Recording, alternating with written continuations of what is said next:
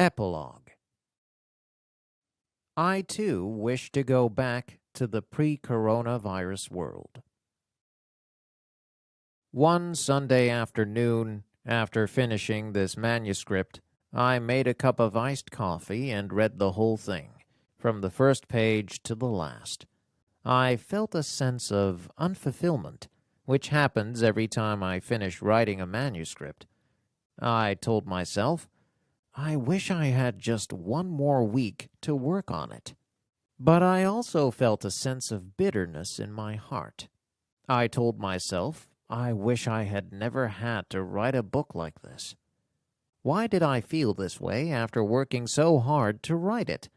In fact, M.K. Kim's REBOOT is a book that was never planned.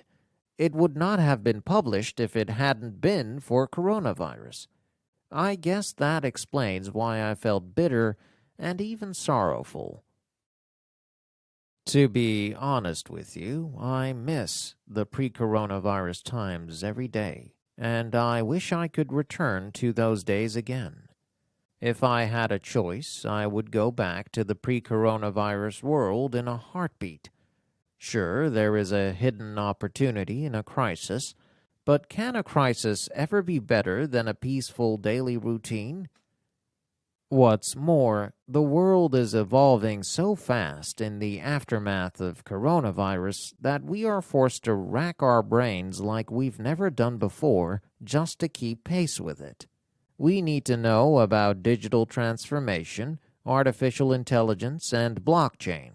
Frankly, these concepts are difficult to understand, and they make our lives even more complicated. Had there not been coronavirus, we might have simply stayed the same until we retired. But now there is no way to avoid them. We cannot last more than a year without learning about them. It's annoying because there are so many things that we have to learn now, and it is also a little unnerving because we are not sure if we can do it. When you feel that way, remember how far you've come and try to renew your determination by telling yourself, that's how life goes, and there's no law that says I can't make it. Every once in a while, I am saddened when I think about what my daily life was pre-coronavirus. I don't know if there is anything more pleasing and joyous than meeting friends, chatting and eating with them, holding their hands, patting them on the back, and all going on a trip with someone to get away from it all.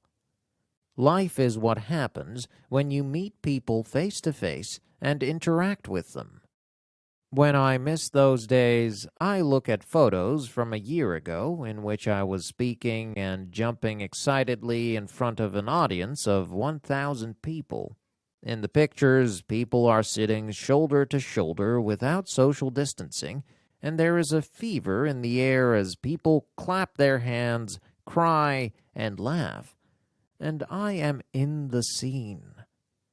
I only allow myself to visit those memories once in a while because it's still too depressing to think of them often. It was the work that I loved most, and that I've been doing almost every day for the last 30 years.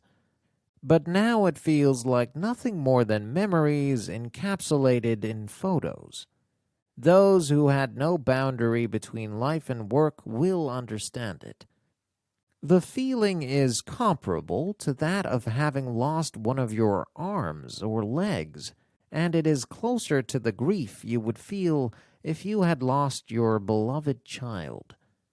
The ache won't go away with a simple sorry or look for the silver lining. It hurts. I still remember clearly how I felt in February 2020. It was the day when I had no speaking schedule and the day when I realized that there would be no more speaking in the foreseeable future. I felt as though I had been dropped in a strange place.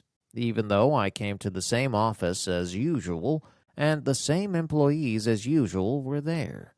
I had instantaneously landed in a different world, as if I were being pushed away.